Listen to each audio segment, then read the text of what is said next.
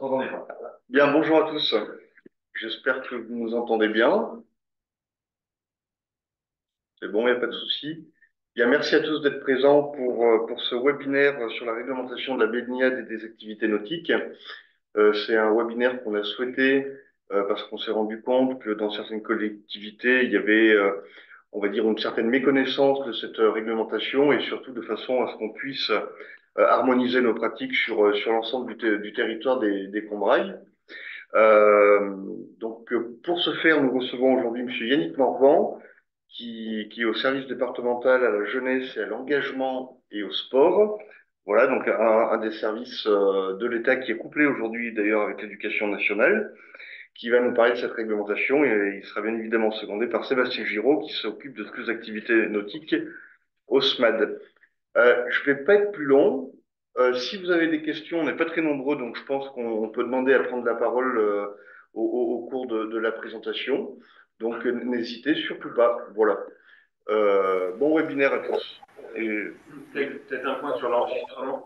On va dire que oui, le donc, webinaire sera enregistré. Ouais, oui, vas-y. donc le webinaire est enregistré et sera donc à disposition sur le site internet du SMAD pour ceux qui n'auront pas eu la chance ou l'opportunité de pouvoir le suivre ce matin. Voilà, donc je laisse la parole à M. Morvan qui va nous faire part de sa présentation.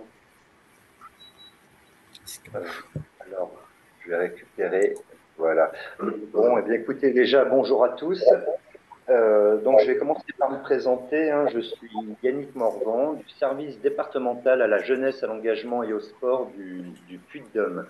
Donc, on est un service de l'État. C'est le service jeunesse et sport globalement. Et dans notre service, on s'occupe principalement du développement du sport et de la réglementation des activités physiques et sportives sur le département du Puy-de-Dôme.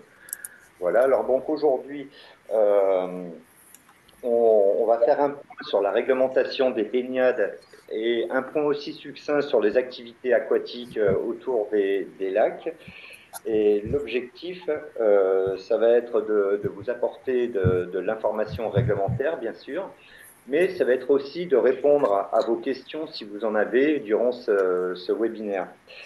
Donc, dans un premier temps, on va aborder la réglementation des baignades et puis dans un second temps, on abordera, comme je vous l'ai dit, la mise en place des activités aquatiques sur les plans d'eau, hein, en sachant que nous sommes un département très très riche en baignades, hein, en lacs.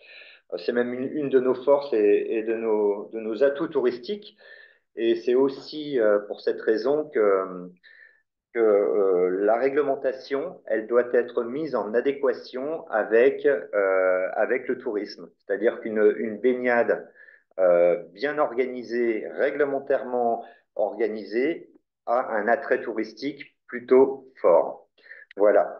Alors, on va commencer pour voilà, donc sur les baignades. Donc globalement, dans le cadre des baignades, la première information à savoir, c'est qu'en France, la baignade est libre, sauf si elle est interdite. C'est-à-dire que c'est le grand principe. C'est-à-dire que j'ai le droit, en tant qu'individu, d'aller me baigner où je veux. Voilà, sauf si elle est interdite. Donc ça, c'est un grand principe qui va nous suivre tout du long et qui doit prévaloir dans toutes nos réflexions quand on a une baignade aménagée. Et cette réglementation des baignades, en plus de cette liberté de baignade, elle est quand même très complexe puisque elle est à la conjonction de plusieurs réglementations. Euh, Elle doit bien évidemment répondre aux obligations données par le Code des collectivités territoriales, par le Code de la santé publique, mais aussi par le Code du sport. Donc, cette conjonction est quand même très compliquée à comprendre et à organiser et à développer. Euh, voilà, je recherchais mon information. Et donc, du coup, avant de parler des baignades, il faut préciser la définition qui est donnée. La définition, elle est donnée par le Code de la santé publique. et en fait est définie comme eau de baignade toute partie des eaux de surface dans laquelle la commune s'attend à ce qu'un grand nombre de personnes se baignent et dans laquelle l'autorité compétente n'a pas interdit la baignade de façon permanente. Donc en fait, à partir du moment où on a un plan d'eau sur lequel nous avons un regroupement de personnes qui viennent spécialement pour la baignade, pour se baigner, elle peut être définie comme baignade. Donc ça, c'est la définition globale. Et donc, à partir de cette définition, à partir de notre grand principe qui annonce que la baignade est libre, en France, nous pouvons donner 4 régimes juridiques différents des baignades. Donc en fait, on peut avoir des baignades aménagées non interdites, non surveillées, des baignades aménagées autorisées d'accès gratuit, des baignades aménagées autorisées d'accès payant, et enfin les baignades interdites qu'on a évoquées tout à l'heure, mais on fera un point justement sur les interdictions de baignade après. Donc, on va attaquer par les baignades non aménagées, non interdites. Ça, c'est le premier grand régime juridique. Donc, cette baignade non aménagée, non interdite, il s'agit en fait des baignades qui sont sur tous les plans d'eau, sur les cours d'eau, sur les lacs, les étangs. Ce sont des baignades qui ne font pas l'objet de mesures d'interdiction, d'accord, qui n'est pas aménagée, d'accord. L'aménagement, on le verra tout à l'heure, mais l'aménagement, c'est ce qui va nous permettre d'inciter à la baignade, d'accord. Si la baignade n'est pas aménagée, si la baignade n'est pas interdite, et si cette baignade est d'accès libre, hein, sur le domaine public par exemple, eh bien, c'est une baignade qui est définie comme non aménagée et non interdite. Donc, quand on est sur une baignade non aménagée, non interdite, on n'a pas d'obligation de faire surveiller cette baignade, d'accord. La baignade, elle se pratique au risque et péril des pratiquants. Ça veut dire que ce qu'on disait tout à l'heure, ce que j'abordais tout à l'heure, la baignade est libre en France, et donc si elle est libre en France, elle se fait au risque et péril du pratiquant, d'accord? À condition qu'elle ne soit ni interdite ni aménagée. Par contre, les collectivités sur ce type de baignade ont quand même malgré tout des obligations. D'accord. Si le site est fréquenté, la collectivité doit prévoir de donner quand même des informations. Alors, il existe de la jurisprudence à ce niveau-là. C'est-à-dire que même si on n'a rien organisé pour notre baignade, malgré tout, on est responsable de ce lieu de baignade. Le maire est responsable de l'eau. Et donc, du coup, il doit mettre en place des mesures complémentaires sur son lieu de baignade. Il va devoir indiquer par des panneaux les lignes téléphoniques proches ou rappeler les numéros de téléphone des secours. Voilà. Il doit matérialiser aussi un accès pour les secours sur notre baignade qui est non aménagée, non interdite. Si on sait qu'il y a que c'est un lieu de rassemblement de baigneurs, eh bien vous avez l'obligation quand même de favoriser l'accès des pompiers sur cet endroit-là. Voilà. Et donc il faut prévoir justement de dégager l'accès pour les secours. Voilà, donc ça c'est pour le premier régime qui est la baignade non aménagée, non interdite. On va passer maintenant au second régime de baignade, c'est la baignade aménagée d'accès gratuit.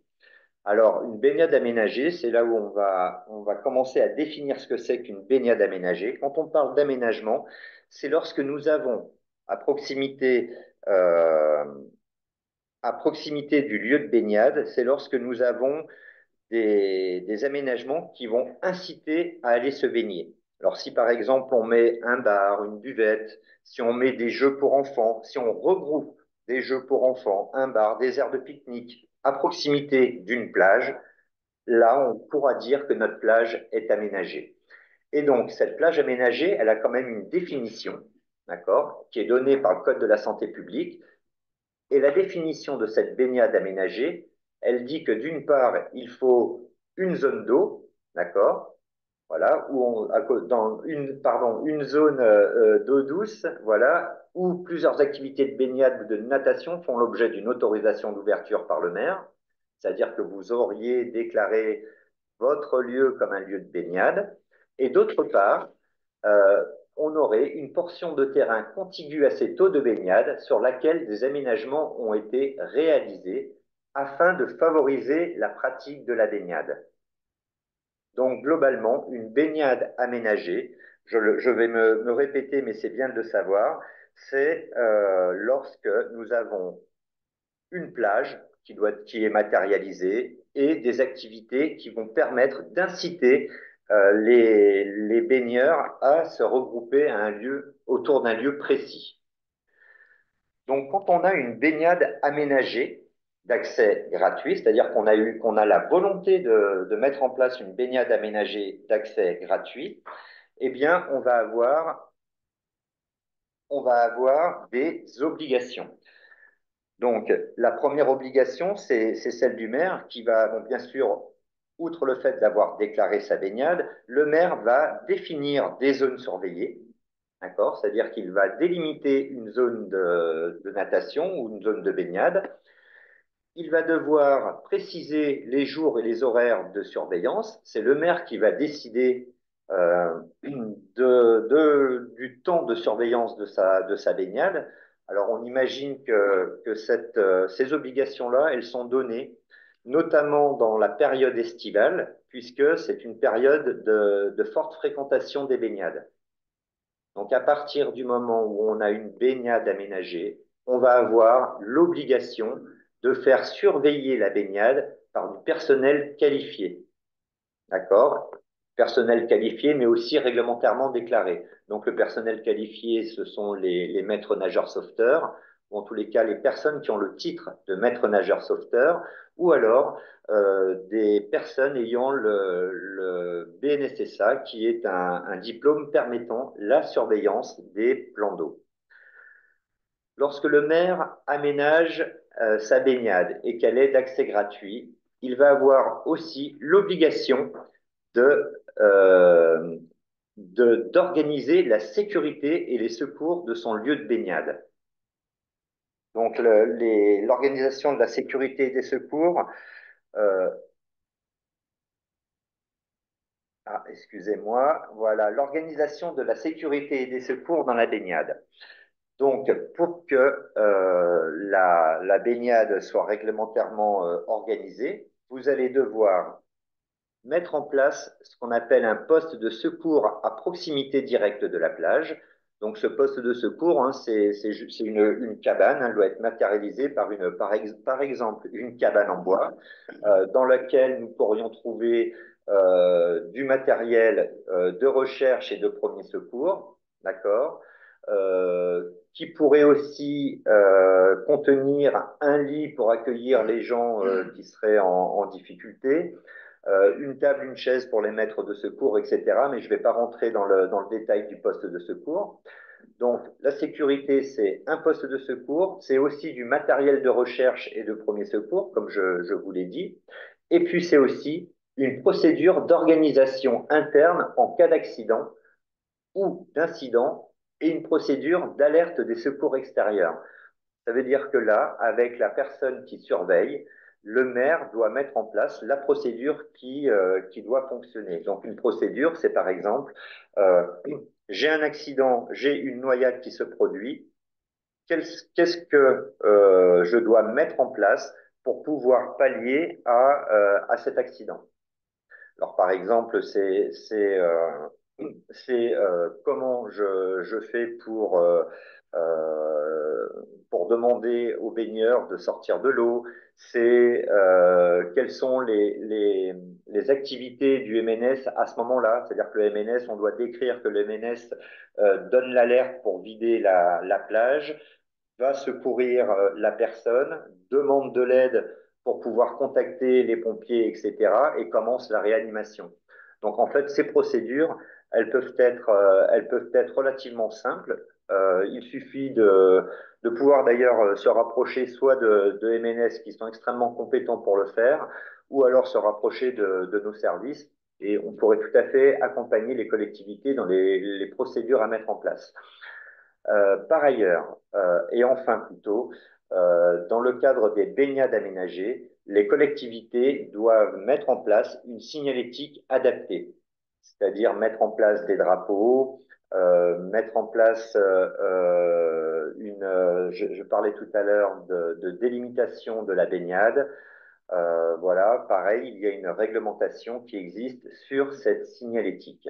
Voilà. Et donc enfin, quand on a une baignade aménagée, donc c'est quand même une lourde responsabilité pour les collectivités, hein, certes, on est bien d'accord là-dessus. Par contre, si elle est bien organisée, elle permet d'abord de sécuriser un lieu de pratique, donc c'est plutôt bien pour les administrés ou pour les touristes, et elle permet aussi, elle donne un véritable attrait touristique. Hein, cet attrait touristique, si on est parent, eh bien, on imagine que on pourrait aisément préférer venir emmener nos enfants dans une baignade surveillée que dans un lieu de baignade non surveillé. Voilà, pour moi, c'est un vrai atout. Il ne faut pas hésiter à le mettre en place. Et je pense que il y a une véritable plus-value à aménager un site et le rendre réglementairement accessible. Donc, c'était notre deuxième grand régime juridique. Nous allons passer maintenant aux baignades aménagées d'accès payant. Alors, sur les baignades d'accès payant, vous pouvez tout à fait faire le choix de rendre payant votre accès à la baignade. Et donc, dans ce cas-là, c'est une réglementation qui est extrêmement spécifique puisqu'elle est identique à la réglementation des piscines. C'est une réglementation qui est plus exigeante. Et donc, alors c'est vrai que sur le département, on n'en a que très peu, hein, on n'a qu'une seule baignade d'accès payant. Mais si on en a envie, moi je pense que c'est pas complètement rédhibitoire. Par contre, c'est plus compliqué pour la mise en place. Voilà. Donc, je vais pas m'attarder sur ce régime juridique. Et enfin, nous allons parler maintenant, si vous le voulez bien, des baignades interdites. Alors, les baignades interdites, comme je vous l'ai présenté tout à l'heure, ce qui prévaut en France, c'est que la baignade est libre, sauf si elle est interdite. Euh, et donc, ça, c'est vraiment le cœur même de notre liberté, c'est la liberté de se baigner. Et donc, lorsque la baignade va présenter des dangers identifiés comme étant anormales, pour la sécurité des baigneurs. Alors, un danger identifié comme étant anormal, ça pourrait être une qualité d'eau qui ne serait pas conforme, hein, avec les cyanobactéries, etc. Ou alors, pour des raisons particulières, un arrêté municipal doit être pris pour l'interdiction de cette baignade. C'est-à-dire qu'à partir du moment où j'ai un danger apparent ou non apparent, que j'ai une qualité d'eau insuffisante, nous avons l'obligation d'interdire cette baignade. Donc le maire, à ce moment-là, prend un arrêté, d'accord, d'interdiction, mais cet arrêté d'interdiction ne doit pas constituer une privation de liberté. Ce qui veut dire que si j'ai une baignade qui est aménagée, donc en théorie qui est surveillée par un personnel compétent, par un BNSSA, si sur une saison, je n'ai pas trouvé de BNSSA, je ne peux pas interdire ma baignade parce que je n'aurais pas trouvé de surveillant de baignade. Ça, c'est impossible. Parce que interdire la baignade pour ce prétexte-là, ce serait une privation de liberté et donc on ne peut pas interdire une baignade parce que je n'ai pas de surveillant de baignade. On interdit une baignade pour des raisons particulières avec des dangers qui sont réels et existants. Un danger réel, hein, c'est par exemple des rochers qui se trouveraient sous l'eau, hein, qui pourraient présenter un danger si je saute sur ces rochers dans cet endroit-là. Ça pourrait être, comme je le disais tout à l'heure, une eau défectueuse. Voilà, il faut que ce soit des dangers réels. Voilà. Et donc, lorsque j'ai une baignade qui présente un danger particulier, je prends un arrêté, d'accord? Cet arrêté va devoir être affiché sur le lieu de baignade. C'est un arrêté municipal ou préfectoral, voilà, affiché sur la baignade. Et vous devez aussi rappeler à proximité de la baignade l'interdiction de se baigner par des panneaux qui doivent être visibles par l'ensemble des gens qui seraient susceptibles de venir sur cette plage-là. Voilà. Donc une baignade interdite, personne n'a le droit de s'y baigner, et c'est à ce moment-là d'ailleurs que sur le papier, c'est la police du maire qui prévaut et qui doit faire respecter cette interdiction de baignade. Voilà, donc ça c'était notre quatrième grand principe. Est-ce que vous avez des questions à ce stade-là?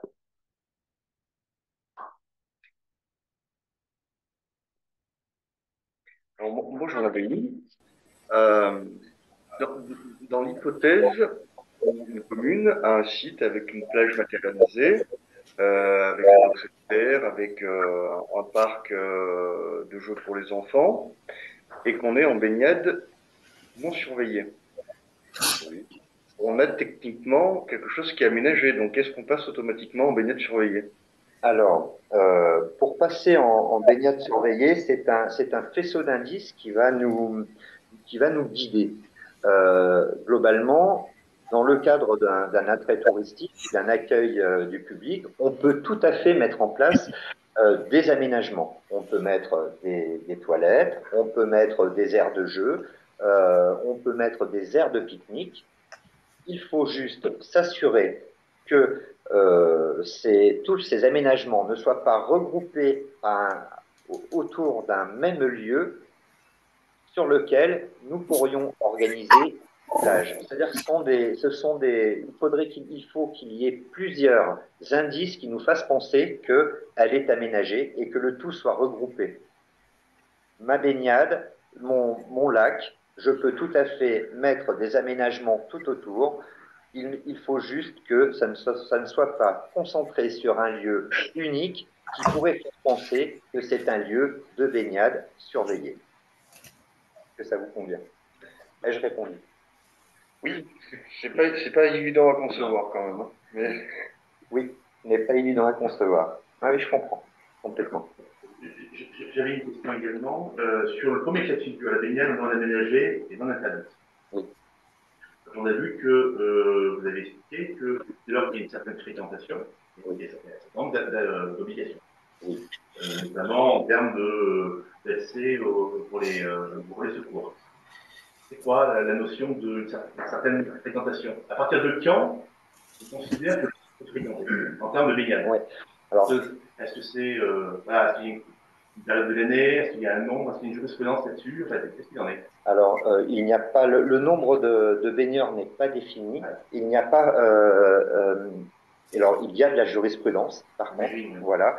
Mais sauf que cette définition, cette quantité de personnes, elle n'est pas vraiment définie. Par contre, on sait que sur les périodes estivales et encore plus ces dernières années, les fortes chaleurs entraînent le public à venir se baigner et on se retrouve, et c'est très bien d'ailleurs. Des lieux qui n'étaient pas forcément fréquentés pour ça il y a plusieurs années. Voilà, c'est ça.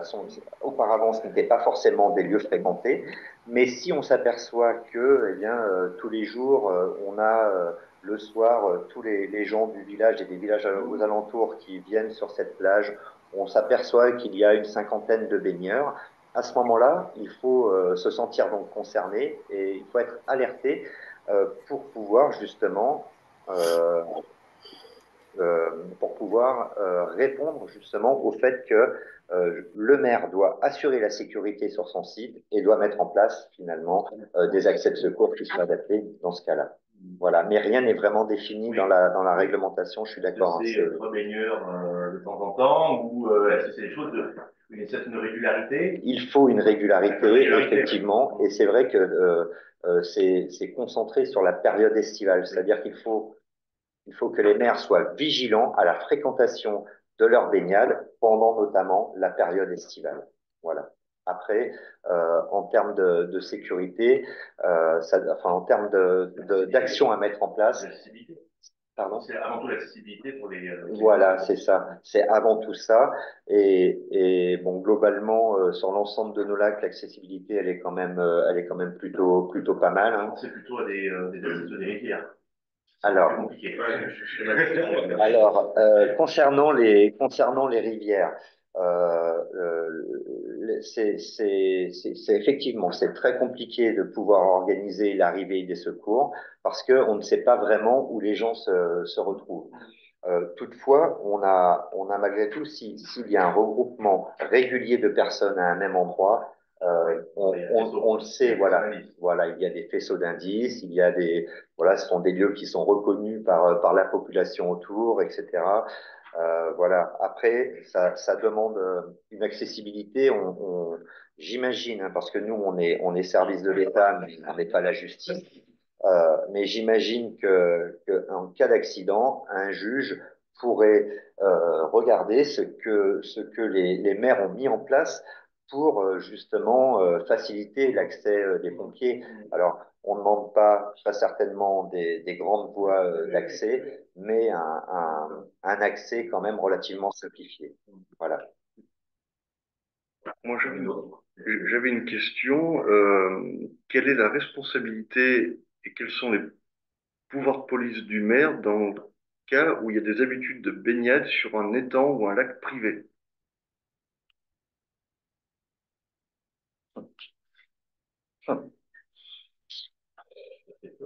Excellente question. En sachant que le maire est responsable des eaux, je pose cette question parce que je sais que sur certains lacs des Combras, il y a des habitudes qui sont prises sur des lacs privés. Absolument. Hein, ou des grands étangs. Je trouve la question extrêmement pertinente par contre, je ne voudrais pas faire une réponse qui soit erronée. Je vous propose de rechercher, je note et je vous répondrai ultérieurement. Et on transmettra la réponse. Oui. Donc, oui, c'est extrêmement pertinent. Très compliqué, mais pertinent. Donc, responsabilité du maire. Oui, oui. Oui. Et la chaîne de responsabilité. Oui. Du maire. Oui. Une question. Ah oui, bon, on va laisser. Pardon. Le cirque d'abord. Dans le CIRB. Oui, bonjour Monsieur Morvan. Bonjour, J'ai madame. une question pour le pont du Boucher. Donc, le pont du Boucher, nous avons l'ancien poste de secours. En revanche, j'ai fait enlever le mât, j'ai fait enlever l'étiquette qui mentionne poste de secours. Oui. Sauf que il y a des sanitaires, Oui. il y a un toboggan, mais en Oui. même temps, nous ne mettons pas les lignes d'eau. Et en parallèle de tout ça, on affiche baignade non surveillée avec Oui. les numéros de secours. Est-ce qu'on est bon? Alors, le lac hein, autour de votre territoire, vous gérez 3 baignades. Moi, je le répète, hein, je ne fais pas, nous, on n'est pas juge, hein, je ne sais pas comment un juge pourrait se positionner sur la totalité. Par contre, on peut imaginer que vous gérez plusieurs baignades. Si les gens sont informés des lieux de baignade, des différents lieux de baignade, c'est-à-dire que vous dites, eh ben, ici, la baignade est interdite, enfin, n'est pas interdite, mais ce n'est pas un lieu surveillé, voilà. Si vous avez la possibilité de donner de l'information sur les autres lieux de baignade, euh, on pourrait imaginer que on ne vous embêterait pas. Ok. Parce que vous avez d'une part bien précisé que ce n'était pas surveillé, voilà, et qu'il y a d'autres lieux de baignade surveillés. C'est-à-dire que vous renvoyez les gens vers des endroits sécurisés.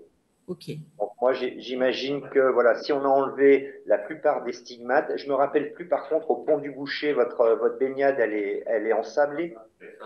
Non, il y a de l'herbe. Enfin, aujourd'hui, oui, il y a du sable parce que le niveau de l'eau, il manque 14 mètres. Mais si le niveau de l'eau est correct, c'est de l'herbe. D'accord. Donc ça aussi, c'est un aspect important parce que c'est vrai qu'une plage de sable, ça incite un peu plus à la baignade qu'une plage d'herbe. Donc voilà, moi je ne saurais trop que vous recommander de laisser l'herbe s'installer sur l'ancienne plage de sable. Voilà, vous trouvez un moyen pour ramener de la terre dessus pour planter, je sais pas, de l'herbe ou laisser la nature faire son travail. Et là, vous Oui, seriez couverte complètement, quoi. ok. Merci. Voilà. Merci à vous. La mairie de Bromont.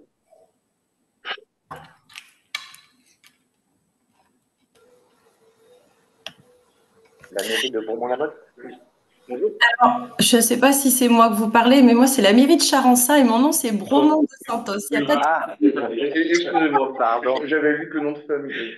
Bonjour Mais madame. Et souvent, bienvenue à Champsaint. souvent, on me le fait, mais il n'y a pas de souci. Je vous en tiendrai pas rigueur.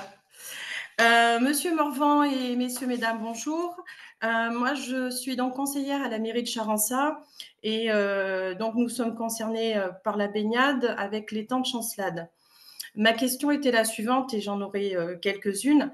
Comme nous sommes dans une zone naturelle protégée, comme vous le savez, l'étang de Chancelade est voué principalement à la pêche. Avons-nous des obligations de partager ce lieu? Comment faire pour que tout le monde soit en sécurité, puisque l'étang de Chancelade a des postes de pêche? Est-ce que nous avons obligation d'accepter une baignade aménagée non interdite? Voilà, c'est un peu des questions peut-être un peu dans le flou, mais c'est vrai qu'avec l'activité de pêche, pour tout ce qui est carpiste, voilà, on avait cette question-là à vous soumettre. Alors moi, déjà, est-ce que vous avez la volonté de destiner votre étang à autre chose que la pêche? Est-ce que vous voulez l'ouvrir à la baignade ou non? Et ben en fait, suite à vos explications concernant les différents types de baignades, nous avons des tables de pique-nique, des aires de jeu. Donc en fait, tout ce qui suscite et qui pourrait accentuer cette envie d'aller se baigner. Et nous avons actuellement quasiment terminé notre projet de bâtiment d'accueil qui se trouve à côté de la mise à l'eau pour les pêcheurs, où il y a souvent, quand l'eau est à un niveau tout à fait acceptable, on va dire, pour la baignade, on a un petit peu comme une petite plage avec du sable. Donc c'est vrai qu'on a tout un cadre qui pourrait susciter les gens à aller à une baignade. En plus, le bâtiment d'accueil aura un petit snack bar, aura une boutique pour la pêche. Donc, en fait, tout ce qui pourrait susciter que les gens emmènent leurs serviettes et leur maillot de bain, effectivement. D'accord. Euh, avec une plage. Alors, effectivement, là, votre plage, elle pourrait être considérée comme. Alors après, il faudrait que je vienne voir sur site, hein. Il ne faudra pas hésiter d'ailleurs à me solliciter si vous le souhaitez. Moi, je me déplacerai et on pourrait aller voir. Mais là, avec les informations que vous me donnez, si les tables pique-nique, les aires de jeu, le bâtiment, la plage forment un lieu très proche et un lieu organisé, à ce moment-là, ça montrerait des aménagements, effectivement, et ça pourrait être considéré comme une plage aménagée. Voilà. Voilà. Après, est-ce que la fréquentation est forte ou non? Bah écoutez, jusqu'à présent, oui, il y a il y a beaucoup de vacanciers, comme vous le disiez, en saison haute, forcément avec les températures propices à la baignade. Oui. Mais voilà, c'est pas non plus, c'est pas un débordement, c'est souvent des familles, des vacanciers qui passent. Sûr. Mais Ouais. justement, cette fréquentation pourrait être augmentée due à enfin, au bâtiment d'accueil avec possibilité de se restaurer et de prendre un verre, quoi, si vous voulez. Oui, Puisqu'il y a je comprends. Et effectivement, là, c'est ça. Moi, ça me fait l'effet vraiment d'une baignade aménagée. Après, euh, euh, organiser une baignade aménagée, ça a certes un coût, d'accord, mais c'est un véritable attrait touristique. bien sûr. Donc, vu la situation, Vous pourriez tout à fait aussi envisager de passer en baignade aménagée et surveillée, hein, sur la période des 2 mois, en essayant de définir des plages de surveillance qui soient adaptées en fait à la fréquentation que vous avez pu constater sur votre étang. Voilà. Moi, moi, je vous conseillerais quand même d'aller dans ce sens-là. Voilà. Ou alors, c'est soit ça, soit retirer les stigmates de la baignade. Et dans ce cas-là, ça va aller à l'encontre de votre volonté. Si vous souhaitez en faire un lieu accueillant, etc., j'imagine que c'est pas ce que vous ne voulez pas fermer votre étang à la baignade. Non, bien sûr que non, mais on voudrait pas non plus, enfin, on voudrait que ce soit quand même bien structuré et organisé pour Oui. éviter les débordements et les soucis, quoi. Oui, d'accord. Ok. Et après, je voulais rebondir aussi également sur l'aspect pêche que vous organisez. Euh, Pareil, hein, l'organisation d'un lieu de baignade, mais on le verra par la suite, hein, je vais faire un point sur les activités complémentaires. Globalement, la pêche, hein, d'ailleurs, ça rentre dans le giron du ministère des Sports. C'est une activité physique et sportive, puisqu'il y a une fédération française de pêche. Et donc, du coup, par rapport à ça, il s'agit pour vous juste là d'organiser les activités sur votre lac. C'est-à-dire que l'organisation, elle se fait à travers un arrêté. Hein, vous faites un arrêté en disant, ben voilà, la partie de pêche, elle se situe ici, la zone de baignade, elle se situe à tel endroit. Et déjà, ça serait déjà une première chose de plutôt pas mal pour empêcher les gens aussi d'aller envie de dire pas nuire, mais d'aller déranger les pêcheurs. Chacun doit rester dans son activité. Ensuite, j'ai encore une autre question par rapport à votre eau de baignade. Est-ce que vous avez déclaré votre eau de baignade ou non? Ben, Est-ce que... en fait, tout de suite, on est dans l'interrogation. Donc, D'accord, tout ceci va se mettre en place, mais la réunion d'aujourd'hui était très importante pour nous pour pouvoir déjà avancer sur l'ensemble des questions qu'on se pose d'accord, et de vraiment, comme vous le disiez, de tout structurer pour que tout le monde puisse avoir une activité sur un lieu naturel qui doit être partagé et par tous, quoi, en fait. Hein. On ne peut pas dire aujourd'hui il n'y a que la pêche, demain il n'y a que la baignade, surtout sur des saisons estivales qui peuvent pardon. être définies éventuellement et effectivement sur un arrêté. Mais voilà, on réfléchit à tout ça pour qu'on puisse proposer à tout un chacun des activités sans que les uns et les autres se gênent et que tout le monde puisse accéder à cette zone ou non de baignade. On est encore en train de réfléchir sur la question. D'accord. Et là, l'objectif, en fait, pour vous, ça va être aussi et c'est notre objectif, en fait, on a un des objectifs communs, c'est de penser à la protection des pratiquants ou la protection du public, en fait. Et globalement, la réflexion doit être orientée autour de ça. Alors, moi, je veux pas je veux pas faire peur aux gens, mais globalement, en France, on a encore énormément de noyades. Et beaucoup trop. Dans notre département, on en a. C'est vraiment pas simple. Hein. Et, euh, euh, et je pense que quand on doit mettre en place une baignade, notre réflexion, elle doit être aussi là-dessus. Qu'est-ce que moi je mets en place pour pouvoir protéger les gens qui vont venir sur mon territoire? Alors, je sais, hein, ça représente énormément de responsabilités, mais c'est celle des maires. Euh, voilà. Par contre, je me ferai vraiment un grand plaisir de me déplacer. Il s'agira juste que nous prenions rendez-vous, mais mes coordonnées, vous les aurez très certainement en Monsieur Giraud.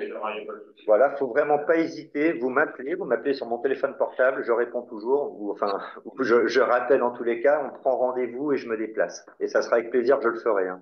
Voilà, D'accord. vous organisez un rendez-vous avec les élus, avec des techniciens si vous le souhaitez, et on discute tous ensemble de la faisabilité du projet.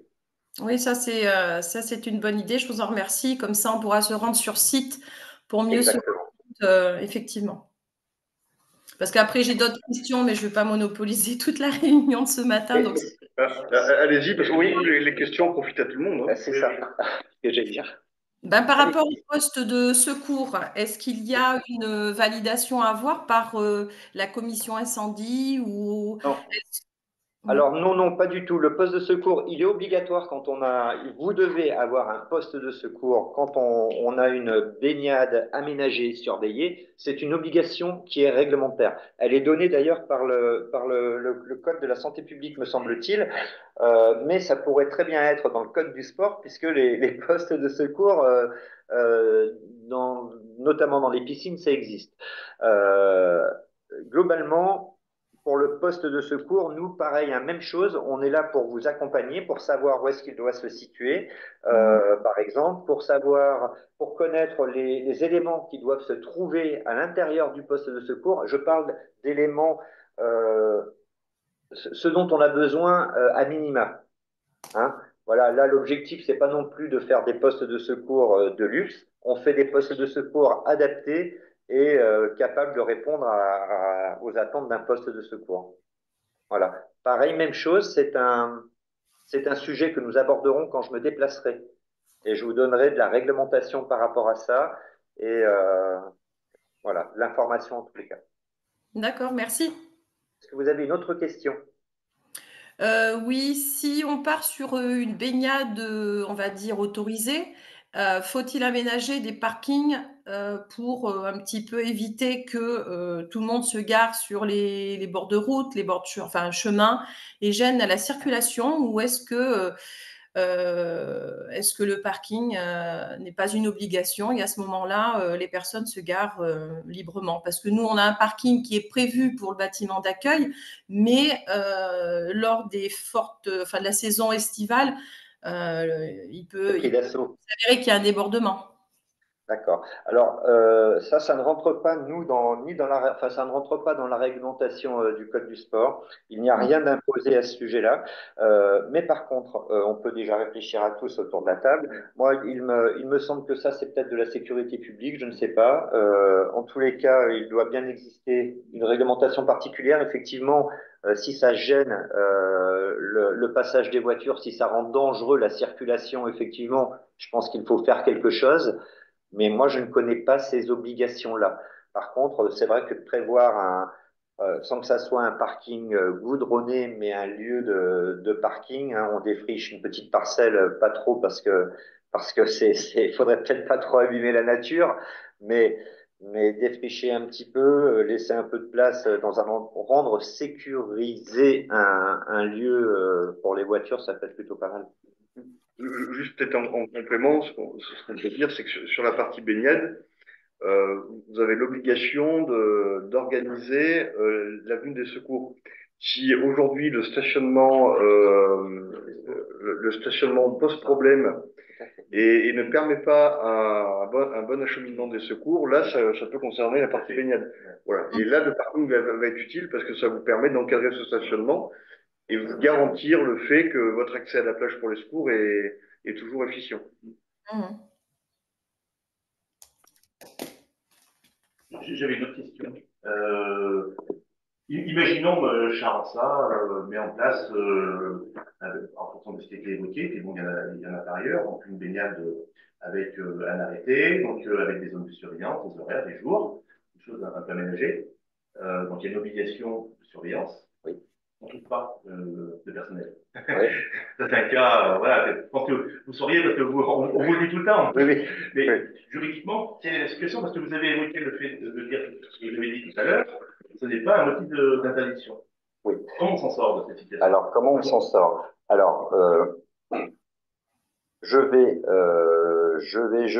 vais donner juste les contours réglementaires, d'accord? Donc, globalement, à partir du moment où on n'a pas de surveillant de baignade, il faut retirer tout ce qui pourrait, il faut retirer tous les stigmates de la baignade. Donc, on doit retirer les éléments qui sont pertinents et qui vont inciter à la baignade. Par exemple, si j'ai un ponton, j'enlève le ponton. Si j'ai les lignes d'eau, bien évidemment, j'enlève les lignes d'eau, les mâts, j'enlève par exemple, la signalétique qui est sur le poste de secours. Si j'ai des douches, je mets les douches évidemment hors service. Et puis, on pourrait aussi empêcher l'accès à l'eau par la plage ensablée. empêcher, par exemple, on pourrait utiliser, par exemple, des ganivelles. Les ganivelles, des barrières, j'ai envie de dire, des barrières qui peuvent. Il faut matérialiser. Voilà, il faut matérialiser la fermeture, notamment sur la plage ensablée. Voilà. Et après, si je n'ai pas de surveillant, il faut aussi penser à quelque chose. Euh, on n'y pense pas forcément toujours. Il faut retirer toute la publicité qui pourrait inciter à la baignade. Donc la publicité que l'on peut trouver sur le site de la mairie, on ne peut plus dire quand elle n'est pas surveillée alors qu'elle est aménagée, on ne peut plus dire que c'est un lieu de baignade. Voilà, on ne peut plus en faire la promotion. Entre le fait de communiquer ou d'aménager et puis le fait de ne pas trouver le personnel. Oui. Et il peut y avoir aussi un décalage, voilà, mais vous avez raison. C'est-à-dire que la publicité aura déjà été faite, c'est ce que vous évoquez. Et donc là, réglementairement, il faut retirer en fait tous les stigmates qui pourraient faire que c'est une baignade et c'est extrêmement compliqué. Moi, je suis d'accord avec vous. Après, si on si on enlève toutes les informations qui pourraient inciter à la baignade sur les sites, les sites des collectivités, etc. Si on précise bien aussi sur ces sites que la baignade n'est pas surveillée, vous expliquez pourquoi. Si sur site, on rappelle que la baignade n'est pas surveillée, voilà, il faut vraiment donner le plus d'informations possible pour ne pas induire en erreur les familles qui pourraient venir s'y baigner, retirer les pontons, etc. Ça, c'est réglementairement. Voilà. Si vous dites entre les... C'est-à-dire que, par exemple, on trouve du personnel diplômé d'État pour la surveillance de baignade. Oui. On impose, par exemple, des horaires de baignade, par exemple de 11h à 19h ou 18h30. En dehors de ces horaires-là, oui, des personnes peuvent venir pour se baigner. Oui. Donc, si j'ai bien compris, chaque jour, il faudra enlever les lignes d'eau, il faudra enlever tout ce qui permet à la baignade? Non. Alors, ça ne va pas jusque-là. En théorie, dans l'arrêté du maire, il y aura l'organisation de la baignade et notamment des horaires de surveillance. Donc, ça va être indiqué par l'arrêté du maire. L'arrêté du maire va être affiché, l'information de la surveillance va être donnée à travers l'arrêté du maire. Mais vous pouvez tout à fait le rappeler par un autre panneau d'affichage. Attention, horaire de surveillance de telle heure à telle heure, que ça soit extrêmement visible. Voilà. Rappelez juste ça. Vous n'avez pas à enlever la totalité de votre baignade, mais il faut rappeler des heures de surveillance. Voilà. Après, globalement, la surveillance, elle doit s'effectuer dans des moments où on s'attend à ce qu'il y ait un grand nombre de personnes qui viennent se baigner.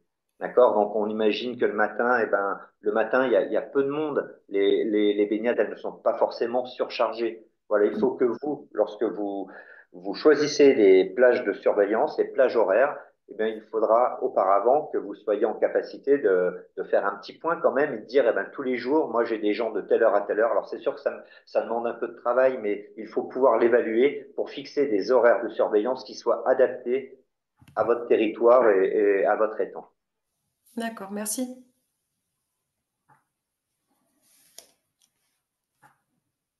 Est-ce qu'il y a d'autres questions?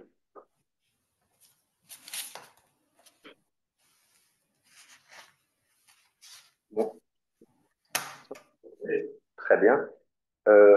Donc, ce que je vous propose, c'est de continuer très rapidement. Alors, on ne va pas forcément trop s'étendre sur la suite, mais par contre, on va l'évoquer. Et si vous avez, ma foi, envie de pouvoir développer des activités aquatiques en plus de votre activité de baignade, eh bien, il suffira de revenir vers moi. Alors, je vais vous laisser la main. Ouais, super. Merci, monsieur. Donc maintenant, nous allons parler de la sécurisation des sites, ou plutôt dans le cadre de la cohabitation des activités sportives et touristiques. Donc lorsque je décide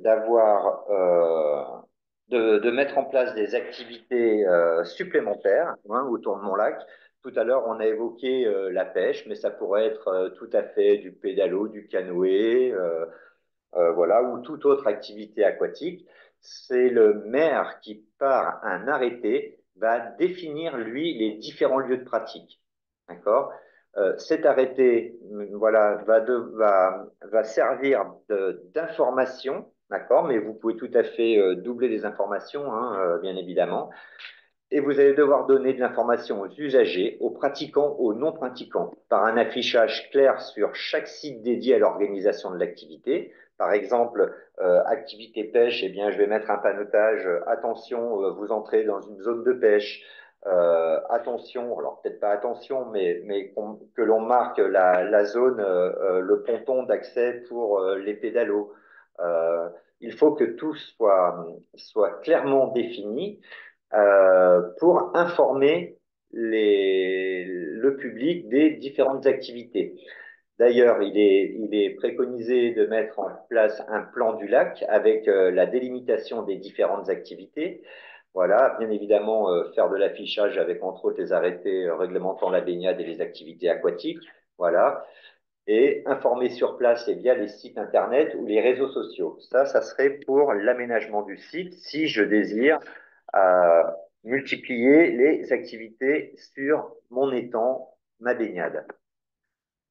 Dans les aménagements des sites, il faut prévoir, pareil, la sécurité des usagers, donc prévoir un plan d'organisation des secours. C'est le qui fait quoi en cas d'accident. D'accord? Quand on multiplie les activités, on multiplie aussi les accidents potentiels. Et donc, il faut que chaque activité, et notamment sur l'eau, parce que l'eau peut être quand même très dangereuse, eh bien, il faut prévoir des procédures en cas d'accident. Voilà.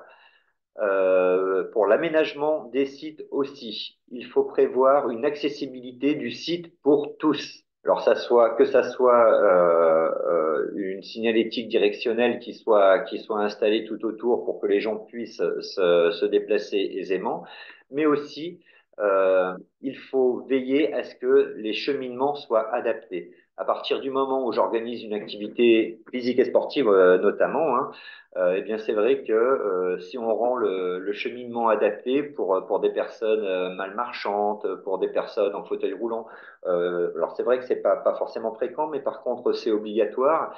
Et puis au-delà de ça, humainement parlant, rendre accessible la pratique pour tous, on pense que c'est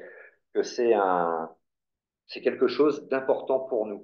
Je voudrais mettre en avant quand même aussi le fait qu'un site adapté, un site sécurisé, eh bien, c'est attractif. Voilà. Hein, là, on est dans le cadre de notre activité aussi touristique. Et dans ce cadre-là, c'est vrai que si on a des cheminements adaptés, si on le fait savoir, eh bien, potentiellement, on a une image déjà qui est vraiment positive. Et en plus, eh bien, on donne la possibilité au plus grand nombre de venir. Et moi, je pense que ça peut être un atout fort pour un étang, un lac, voilà. Ensuite, par rapport à l'organisation des activités physiques et sportives. Donc, globalement, lorsque l'on accueille une activité aquatique sur son lac, les, les activités physiques et sportives, elles doivent être organisées conformément au code du sport, d'accord, et conformément aux règles techniques et de sécurité qui sont édictées par les fédérations délégataires. D'accord? Ça veut dire que si vous avez un prestataire qui vous propose, je ne sais pas, de mettre en place du kayak, du paddle, eh bien moi je vous conseille de venir nous rencontrer, d'accord, pour que l'on puisse, nous, les services de l'État, discuter avec la personne qui va mettre en place le paddle pour pouvoir l'aider à sécuriser la pratique et que ça soit conforme au code du sport et aussi aux règles techniques et de sécurité dictées par les fédérations. Donc, ils doivent respecter le code du sport. Ils doivent aussi également respecter la réglementation des établissements d'activité physique et sportive. Donc, il y a une réglementation pour l'organisation de l'activité, mais il y a aussi une réglementation en tant qu'établissement d'activité physique et sportive. Et même chose, hein, ce sont Ce sont des activités que nous contrôlons, hein. Dans le cadre de mes missions, je contrôle les établissements d'activités physiques et sportives. Je les contrôle, ou plutôt je visite les établissements avec un objectif fort, c'est la protection des pratiquants et c'est d'accompagner les organisateurs. Voilà, donc les organisateurs, c'est aussi les collectivités. Et donc, en conclusion, ça c'est pour finir ma présentation, euh, organiser l'objectif, hein, lorsque je fais des interventions, j'ai été invité par le SMAD et je vous remercie d'ailleurs de cette invitation. L'objectif, nous, c'est de faire passer l'information et c'est de pouvoir travailler avec les collectivités, notamment, conjointement avec les collectivités, pour organiser en fait une démarche de qualité dans un cadre réglementaire. Pour vous, organiser une baignade aménagée, des activités physiques et sportives, c'est un attrait touristique qui est extrêmement fort, hein, parce que si vous proposez des activités variées, ça va être attractif. Dans le cadre du développement du tourisme, il me semble que c'est une démarche de qualité que vous devez opérer. L'objectif pour vous, c'est d'attirer les touristes, mais aussi de rassurer les utilisateurs du territoire. Lorsque l'on a une baignade aménagée, surveillée, eh bien, c'est une confiance qui va se développer. Et tout à l'heure, je l'ai évoqué, mais effectivement, une famille va préférer très certainement aller dans un endroit sécurisé, surveillé, pour aller se baigner. Voilà. Euh, L'objectif aussi de votre démarche, c'est de contribuer à la sécurité des lieux de baignade. Voilà, nous avons un objectif commun, c'est la sécurité des pratiquants, la sécurité de la population. Voilà. Donc, je vais arrêter là ma présentation. Je ne sais pas si j'ai mis pardon, excusez-moi. Et non, vous n'avez pas mes coordonnées, bien évidemment. Oui, Donc, voilà. Est-ce qu'il y a des questions sur les activités nautiques? Oui, Madame Chierde, Despades. mettez votre micro. Oui, Monsieur Morvan, quand vous parlez des activités sportives, par exemple, nous, sur Confolant, nous avons Aqua Loisir. C'est une location de paddle, location de pédalo. Oui, oui. Est-ce qu'on doit encadrer ça? Alors, globalement, vous êtes responsable des activités quelque part que vous mettez sur votre territoire, d'accord? Oui. Là, globalement, si vous leur donnez toute confiance sans vérifier qu'ils sont en adéquation avec la réglementation, peut-être vous pourriez vous exposer au fait que vous n'avez pas vérifié qui ils étaient. Pour le paddle, il y a une réglementation qui est donnée, qui est très spécifique. Voilà, c'est donné par le Code du sport, c'est donné par la Fédération française de surf, me semble-t-il. Voilà, mais les organisateurs d'activités paddle doivent répondre à des obligations qui sont données dans le Code du sport et données par les règles techniques et de sécurité de la fédération.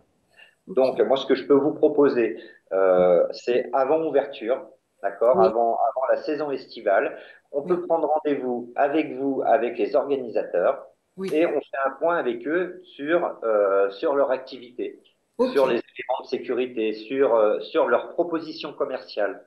Voilà, est-ce qu'ils donnent des cours, pas des cours, etc. D'accord. Voilà. Ben, je vais Donc, vous ça faire. me ferait un grand plaisir pour venir. Hein. Je viens souvent à Ben, Confolens. Oui, c'est Je ça. tournerai. D'accord. Avec Merci. grand plaisir, mais n'hésitez pas à me contacter, on prend rendez-vous avant la saison estivale. Ok, je vais vous faire le mail. Merci. Très bien, merci madame. On a d'autres questions?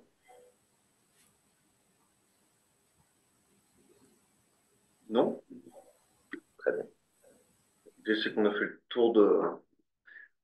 le tour du sujet. J'espère que vous aurez appris des choses quand même. La notion importante qu'il faut retenir, c'est la première qui a été dite, c'est que la baignade en fait est libre partout en France, sauf lorsqu'elle est interdite. Ce qui est une notion importante. C'est la base. On comprend bien que c'est ce qui construit tout derrière. Bien évidemment, on reste à votre disposition. Sébastien Giraud, SMAD. Monsieur Morvan a dit très largement et plusieurs fois qu'il se déplacerait avec plaisir sur le territoire, et je pense que c'est un conseil et un apport technique non négligeable pour harmoniser et réglementer nos pratiques sur le territoire.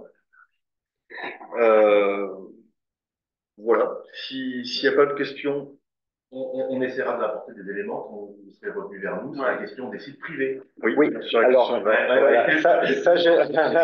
je l'ai bien noté. Et alors, j'ai oublié de donner une information quand même importante. Je la donne ici. Donc, je vais le faire très rapidement parce que le temps, c'est peut-être le moment de fermer. J'ai complètement oublié d'en parler. Donc, du coup, le SDJES, le Service départemental à la jeunesse, à l'engagement et au sport, a mis en place un travail partenarial avec des collectivités, avec des EPCI, organismes de formation, France Travail, conseil départemental, conseil régional, les pompiers. On a mis en place un groupe de travail et l'objectif, ça va être de sortir un kit d'accompagnement des collectivités dans le cadre de la gestion des baignades aménagées.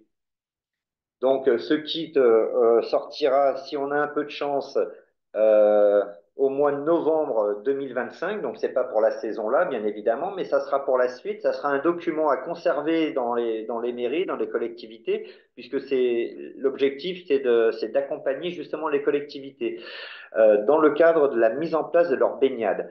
Et il sera abordé aussi dedans le problème de la pénurie des surveillants de baignade. Alors, on sait que c'est un problème récurrent. Voilà, donc on tiendra informer les collectivités au fur et à mesure. Et pour compléter ce kit d'accompagnement, nous ferons également une feuille de route sur 4 ans qui permettra d'aider aussi les collectivités, notamment dans leur recherche de surveillants de baignade. Voilà. C'était pour l'information du jour. Merci, messieurs, dames, en tous les cas, de votre attention, et puis merci au SMAD de votre accueil. C'est nous qui vous remercions d'avoir fait le déplacement jusqu'à Saint-Gervais. S'il n'y a pas d'autres questions, je vous propose d'arrêter cette réunion. On va remercier M. Morvan d'être venu jusqu'à nous. À la production, c'était le SMAD, de la réalisation, Sébastien Giraud. Et on va remercier Grégory Morel qui était la technique. Voilà. Et on va vous souhaiter à toutes et à tous une très belle journée. Voilà. À bientôt. Bonne journée, au revoir.